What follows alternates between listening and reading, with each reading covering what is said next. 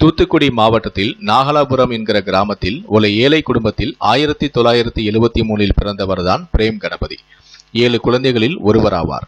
10ஆம் வகுப்பு வரை மட்டுமே படிக்க முடிந்த அவருக்கு பிரத்யேக திறமைகள் எதுவும் கூட இருக்கவில்லை. வறுமை அந்த கிராமத்திலிருந்து அவரை சென்னைக்கு துரத்தியது. மாத வருமானம் சுமார் 250 ரூபாய் மட்டுமே கிடைக்க முடிந்த சில்லறை எடுபிடி வேலைகளை செய்து பிழைத்து வந்தார். அதையும் முடிந்தவரை சேமித்து கிராமத்தில் இருக்கும் தன் பெற்றோருக்கும் அனுப்பி வைப்பார். அப்போது பழக்கமான ஒருவன் மும்பையில் 1200 ரூபாய் மாத வருமானத்தில் வேலை தயாராக இருக்கிறது என்று சொல்ல, வீட்டுக்கு கூட தெரிவிக்காமல் அந்த ஆளுடன் பிரேம் கணபதி 1990 மும்பைக்கு ரயிலில் பயணமானார். மும்பையில் பாத்ரா ரயில் நிலையத்தில் அவருடைய சட்டை பையில் இருந்த முழு சேமிப்பான 200 ரூபாயும் திருடி கொண்டு கூட வந்தவன் மாயமாயி மறைந்து விட்டான். அப்போதுதான் தான் ஏமாற்றப்பட்டு விட்டோம் என்கிற உண்மையை பிரேம் கணபதி உணர்ந்தார். 17 வயதில் கையில் நயா பைசா இல்லாமல், பாஷையும் தெரியாமல், தெரிந்தவர்களும் யாரும் இல்லாமல் அனாதையாய் நிற்பது கடுமையான துர்பாக்கியம் அல்லவா? பிரேம் கணபதி மேல் பரிதாபப்பட்ட ஒருவர் திரும்பி சென்னைக்கு போக டிக்கெட் வாங்கி கொடுக்க முன்னும் வந்தார். ஆனால் தோற்ற மனிதராய் சென்னைக்கு திரும்ப பிரேம் கணபதிக்கு மனம் வரவில்லை. மும்பையில் மஹிம் என்ற பகுதியில் ஒரு பேக்கரியில் பாத்திரம் கழுவும் வேலை கிடைத்தது. மாதம் 150 ரூபாய் சம்பளம் என்றாலும் இரவு அந்த பேக்கரியிலேயே தூங்க இடமும் கொடுத்ததால் இந்த வேலைக்கு சேர்ந்து கொண்டார் பிரேம் கணபதி. சில மாதங்களிலேயே டீ கடையில் டீ விற்கிற பையனாய் முன்னேறினார். சுறுசுறுப்பும் முக மலர்ச்சியுடன் பழகிற தன்மையும் கொண்ட பிரேம் மற்ற டீ விற்கும் பையன்களை விட 3 மடங்கு அதிகமாக டீ விற்று வியாபாரத்தையும் பெருக்கினார். நாள் ஒன்றுக்கு 1000 ரூபாய் அளவு தான் ஒருவரே டீ கடையில் சம்பாதித்தும் கொடுத்தார்.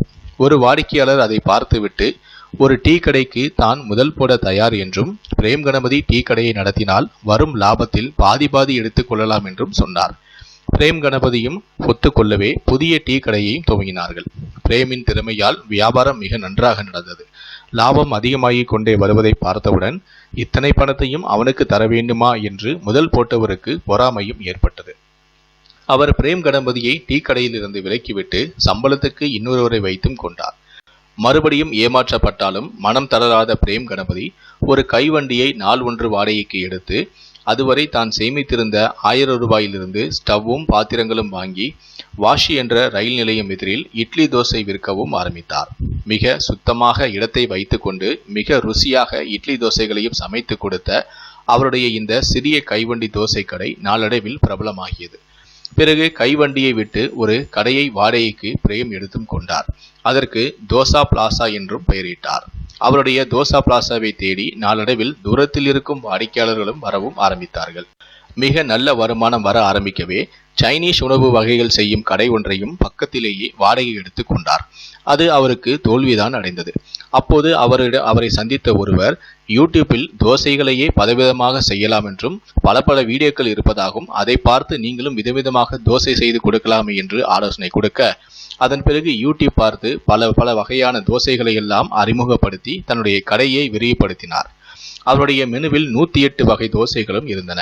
வாடிக்கையாளர்களுக்கு திருப்தி அளிக்கும் வகையில் ருசி, சேவை, விதவிதமான தோசை வகைகள், சுத்தம் இருந்தாலும் தரத்தை எப்போதுமே உயர்வாகவே தக்க வைத்திருந்ததாலும் அவருடைய வியாபாரம் செழிக்கவும் ஆரம்பித்தது. இன்று இந்தியாவில் 50க்கும் மேலான தோசை பிளாசாக்கள் பிரேம் கணபதிக்கு உள்ளன. அது மட்டுமல்லாமல் துபாய், நியூசிலாந்து முதலான 10 வெளிநாடுகளிலும் கூட கிளைகள் ஆரம்பிக்கப்பட்டும் உள்ளது. 50 கோடிக்கும் மேற்பட்ட மதிப்புள்ள சொத்துக்கு அதிபதியாகவும் பிரேம் கணபதி இருக்கிறார் என்ற செய்தியை படிக்கையில் முயற்சி திருவினை ஆக்கும் என்ற வள்ளுவன் சொன்னது முற்றிலும் உண்மை என்று தோன்றியதல்லவா?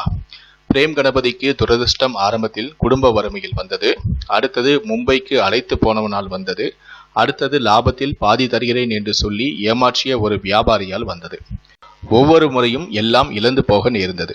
ஏமாற்றப்பட்டதையே வருவோர் போவோரிடம் சொல்லி அனுதாபம் தேடிக்கொண்டு நிற்காமல், புலம்பாமல், அடுத்ததாக என்ன செய்து அதிலிருந்து மீள்வது என்று சிந்தித்து அதற்கு ஏற்றபடி புத்திசாலித்தனத்தோடு சலிக்காமல் உழைத்து அதிர்ஷ்டத்தை பெரிய அளவில் ஏற்படுத்தி கொண்ட பிரேம் கணபதியின் வாழ்க்கை பல பேருக்கு படிப்பினை. விதி கூட தன் சதியால் கதிகலங்கி போகாதவனை ஒரு கட்டத்திற்கு பின் சிலாகித்து உயர்த்தியே விடுகிறது. அதனால் விதி சதி செய்யும் போது தரலாமல் தாக்குப்பிடியுங்கள், சிந்தித்து செயல்படுங்கள். ஒன்று சரிபடாவிட்டாலும் பாடம் படித்து கொண்டோம் வேறு விதமாக முயற்சி செய்யுங்கள். தொடர்ந்து முயன்று கொண்டே இருங்கள். ஒரு நாள் விதியும் உங்கள் விசுவாசியாக மாறும். எல்லாம் உயர்வாய் அமையும். விடாமுயற்சியால் வெற்றி பெற்ற பிரேம் கணபதிக்கு உங்களுடைய வாழ்த்துக்களை தெரிவிக்கணும் அப்படின்னு நினைச்சீங்கன்னா கீழே இருக்கக்கூடிய கமெண்ட் செக்ஷன்ல மறக்காம கமெண்ட் பண்ணுங்க. இந்த வீடியோக்கு ஒரு லைக் கொடுங்க. முடிந்த அளவுக்கு இந்த வீடியோவை மற்றவங்களுக்கும் ஷேர் பண்ணுங்க. மேலும் இது போன்ற பல வீடியோக்களை நீங்க பார்க்கணும் அப்படின்னு நினைச்சீங்கன்னா மறக்காம என்னுடைய யூடியூப் சேனலை சப்ஸ்கிரைப் பண்ணிக்கோங்க. கூடவே அந்த பெல் சிம்பிளையும் மறக்காம கிளிக் பண்ணுங்க.